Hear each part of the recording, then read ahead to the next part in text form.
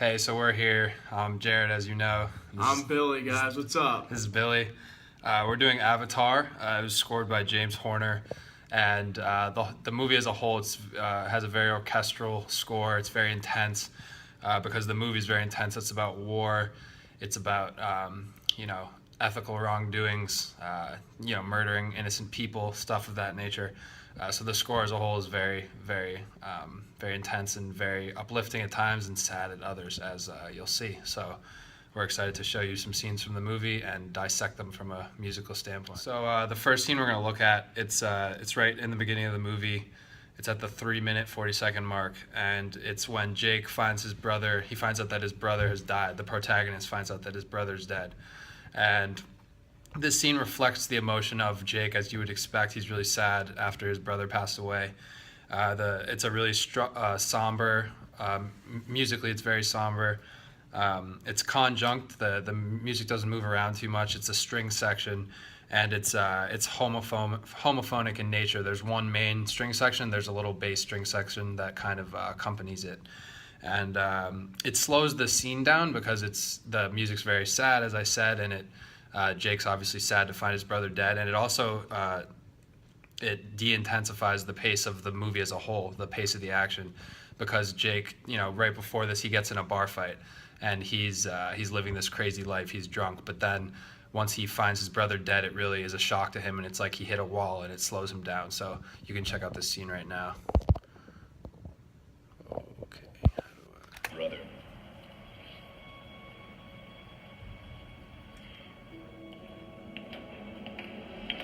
We're looking for Sully, T.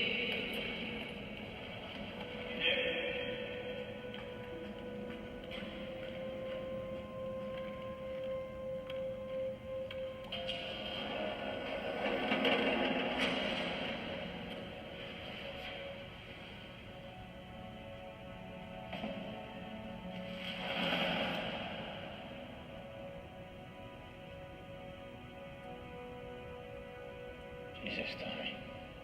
Strong prey on the weak. A guy with a knife took all Tommy would ever be. For the paper in his wallet.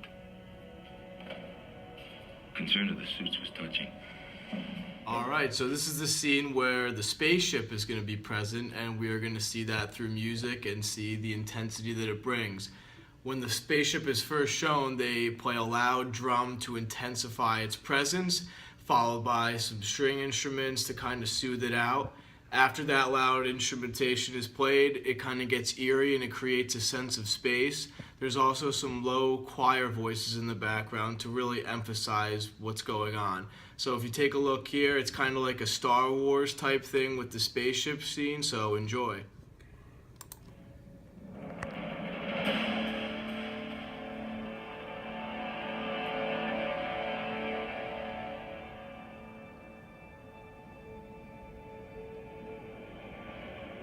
Up ahead was Pandora.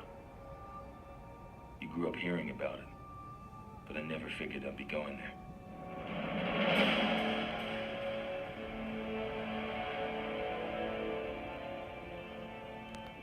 So the next scene we're going to show you, it takes you to the planet of Pandora, and the music is very grand, as discussed before. It's a string section, it's a horn section, and it's contrapuntal. There's a lot of equal melodies, and there's some fast-paced drums, which are there to speed up the scene a bit. Billy's scene that he just discussed was a little slower, more somber, as we saw space, and it had ethereal qualities. This scene is a lot more intense as we see how grand the planet is, and the machinery on the planet, and all of the space stations, etc.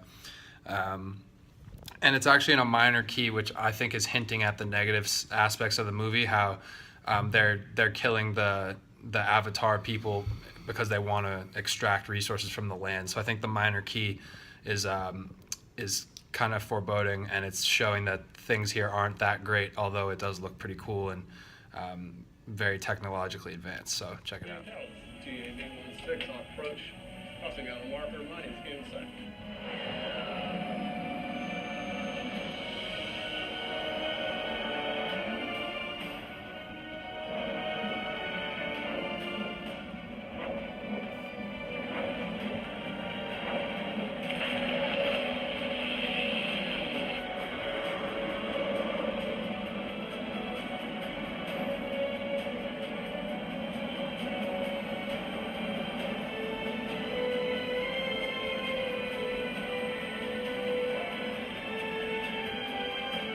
So in this scene, Jake Sully, the main character, sees his avatar in the tank for the first time, and this avatar is the avatar that he's going to become. The avatar is floating around in water, and he's very amazed by seeing this. And there's an instrumentation of high-pitched string instruments that creates a sense of emotion because he starts to see his face and his brother's face in the avatar. So the emotion that it creates really drives it and makes you feel that Jake is fascinated by what he's seeing. There's yours. Hey, Dr. Norris Stone. Nice to meet you.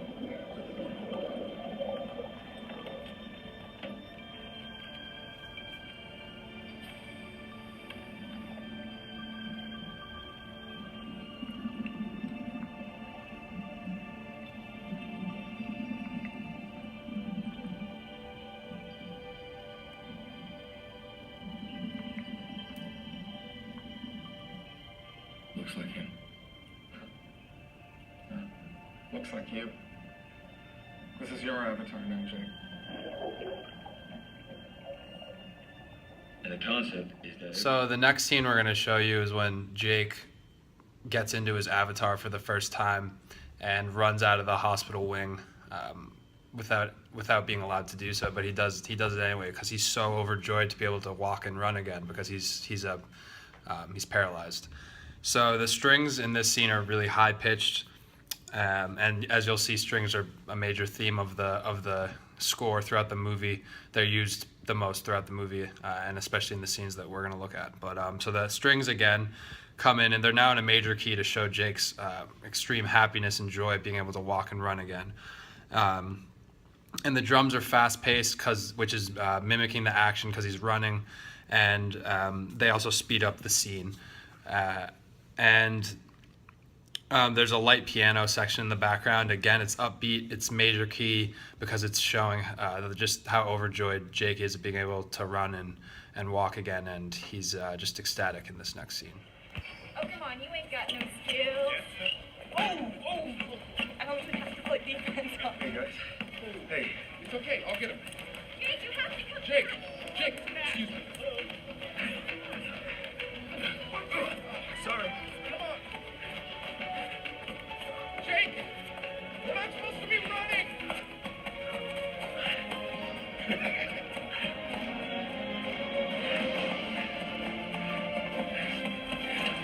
Oh, Jason. Sorry. Watch it.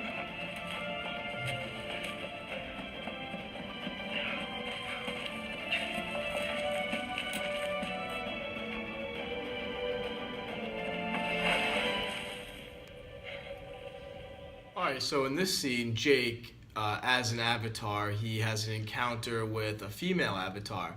And this female avatar is riding this bird dragon that's very mysterious and very different. And as she approaches Jake on a tree, there's light flute sounds that play that gives you a sense of how it's very indigenous there and very different.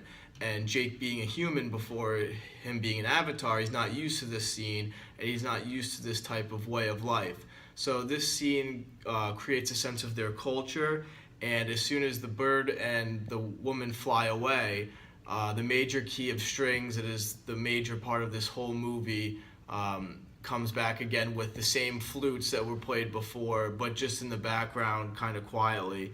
And it's very uplifting, and when you see the bird fly up in the air with all the trees and the beautiful scenery, you just get a sense of how different this lifestyle is, and Jake can see that right in front of him. Cesar. Calm down, Cesar. Ikran is not horse. Once a halo is made, Ikran will fly with only one hunter in the whole life.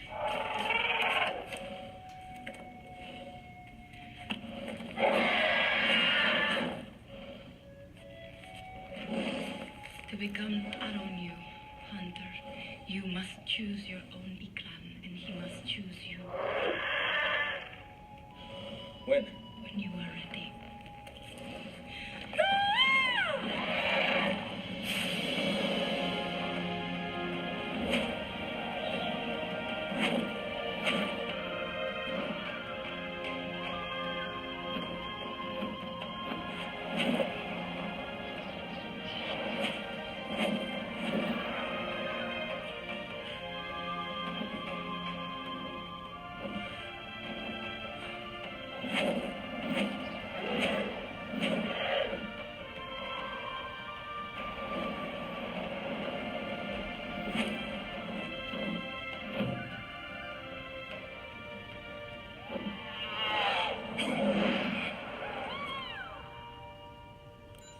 So the next scene we're going to look at, it's at the end of the movie, and it's when the native people are at war with the humans.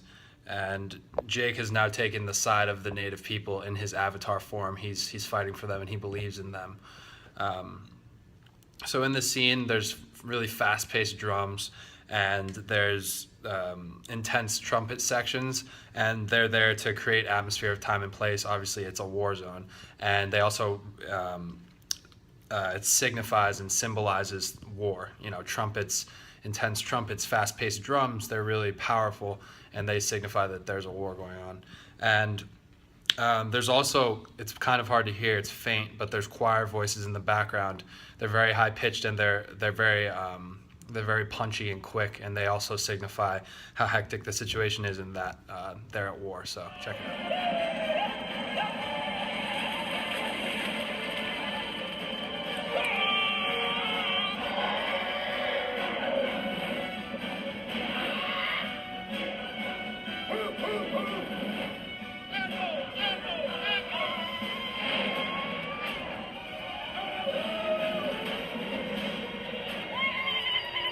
Brother, I'm gonna punch a hole. You follow me through.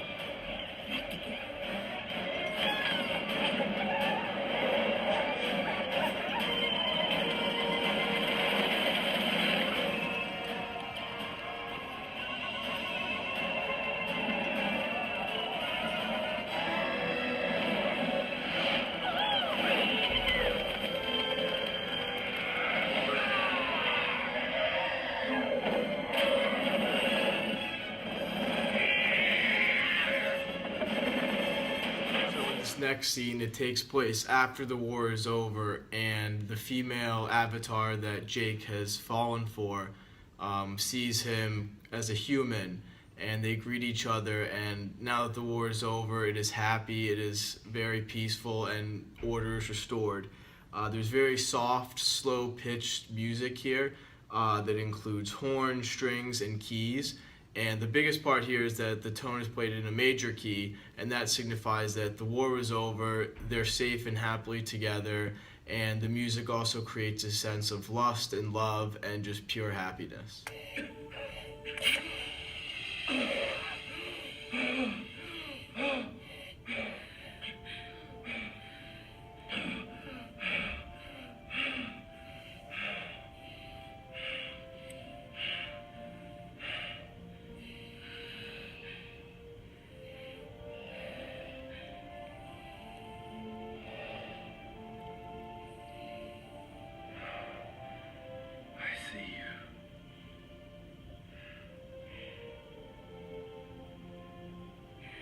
I see you.